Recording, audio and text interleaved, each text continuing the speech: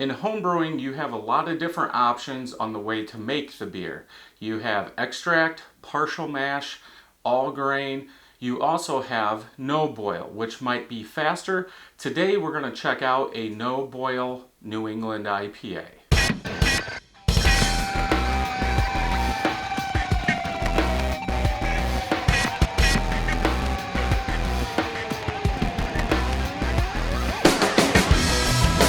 Welcome back, everybody. So today, as I said at the beginning, this is a no boil New England style IPA. I did run across this on some forums, and I thought, I was like, okay, let's try it, see how it turns out.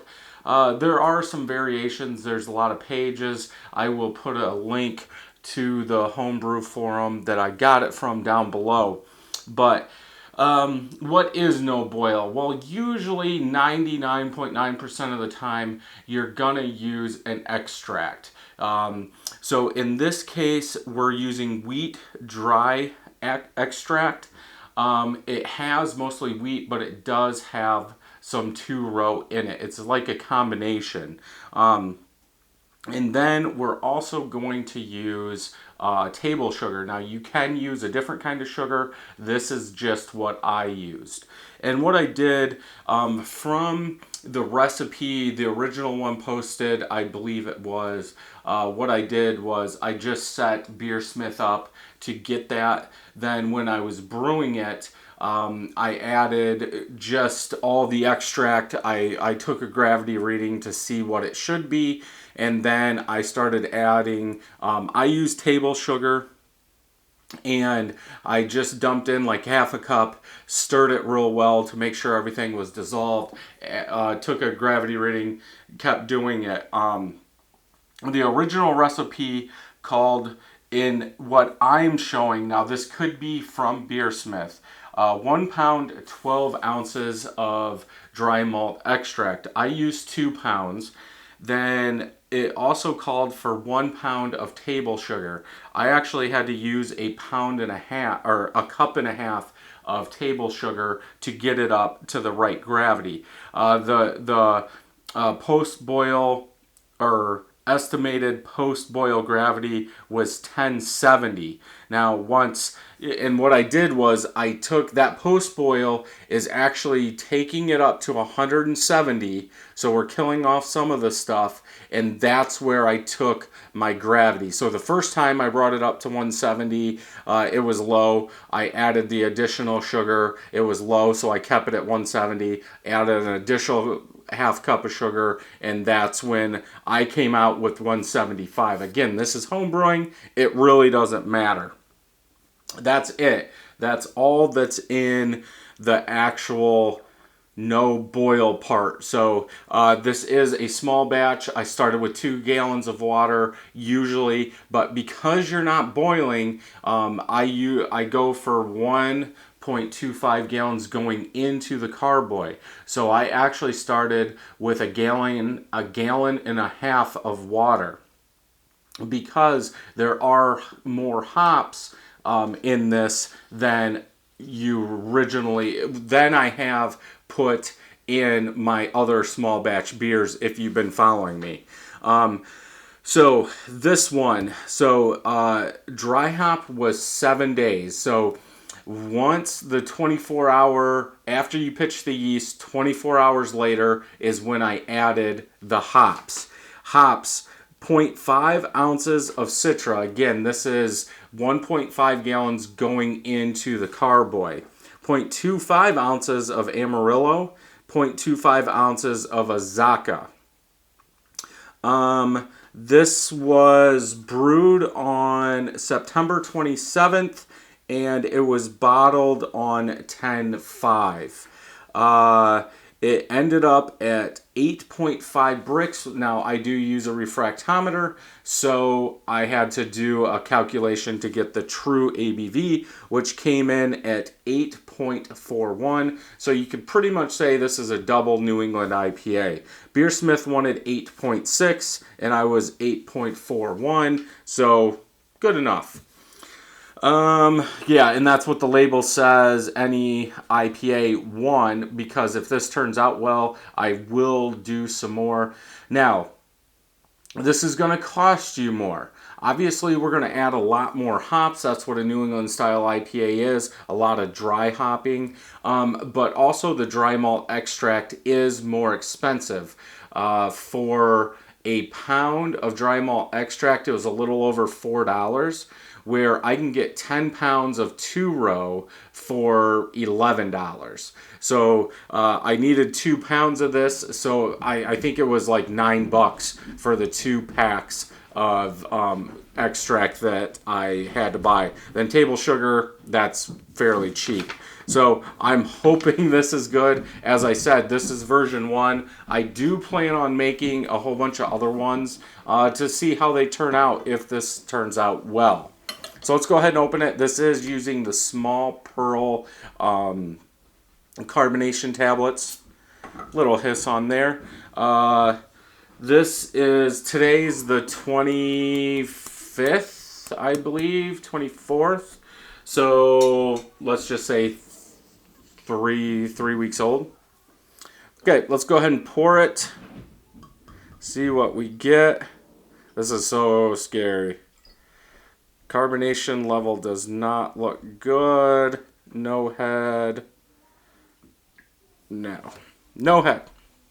It's okay. It's still, I would say it's still young. It's just I couldn't wait anymore. I had to try it. I am getting some carbonation bubbles coming up. The couple bubbles I do have on top are white. Let's go ahead and check the color.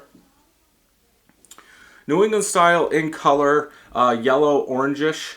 From what I can see, I do have chunks floating in there. And before I forget, because I always forget to do this, this is using SO4 yeast, high tolerance yeast, very fast fermenting yeast, because this was only in the carboy for 1 week.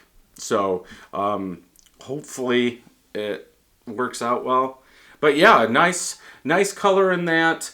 A little darker than I actually thought it would from some of the pictures I do see in that forum post. Theirs looks more bright yellow, but still, yeah, yellow, orangish in color, very hazy, can't see through it at all.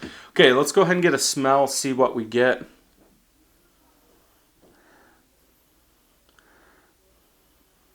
Lots of juice, fruit juice in there. Maybe a touch of alcohol and hoppy, like hop dankness.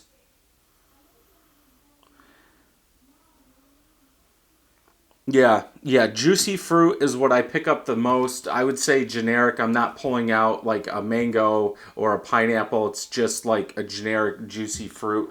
Let's go ahead and taste, see what this thing tastes like.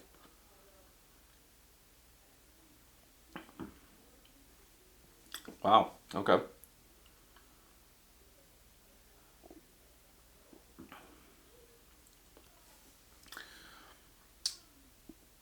It's smooth, but it almost tastes like there's some graininess to it, like undissolved sugar.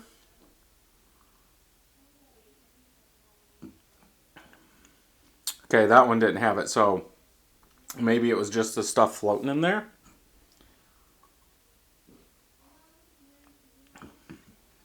You get that juicy fruit, generic, maybe a little mango.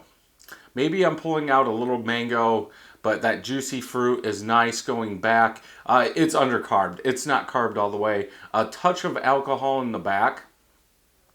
But then my mouth, it's like a mango, pineapple. I almost want to say like wheat in the aftertaste of this thing.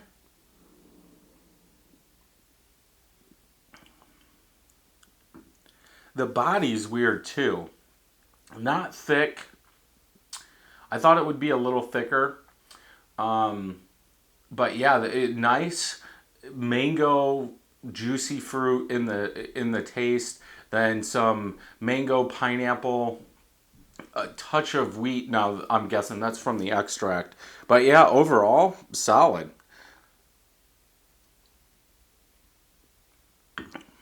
I didn't know how this was going to turn out. I think it turned out well. It needs to carb a little bit more. Maybe the grittiness I was getting was from those pearls not dissolved all the way. I did not look in the bottom of it. There is a layer, I'm guessing that's yeast. But yeah, definitely a good one. I am going to make more. I was just at the homebrew store. I should have picked up more to make another batch just to see what I can do with it. Maybe next time we'll go Citra Amarillo Simcoe or something like that, and see how that does. But yeah, for maybe it took an hour total for everything to bring it up to 170. Now, some people, what they've done, they brought it up to the 170 and they've added some hops to it. And then let it cool down, almost like a whirlpool steeping hop. But I did not do that. Technically, this doesn't have any IBUs because there's nothing in the boil. It's cold when you put all the hops in there. So it's 0 IBUs. If you want to go by that, Beersmith would say 0 IBUs. But yeah, for as old as it is, 2 weeks. I think I said 3 before. A little over 2 weeks old. I think it's doing well. I think I will taste it again in another 2 weeks and see how it's doing. But yeah, if you've made no boil New England style IPAs, let me know what hops you used. Hopefully you liked this video. Thumbs up if you did, thumbs down if you don't. Make sure you hit that subscribe button and ring that bell so you know when new videos are coming out. And until next time, happy brewing.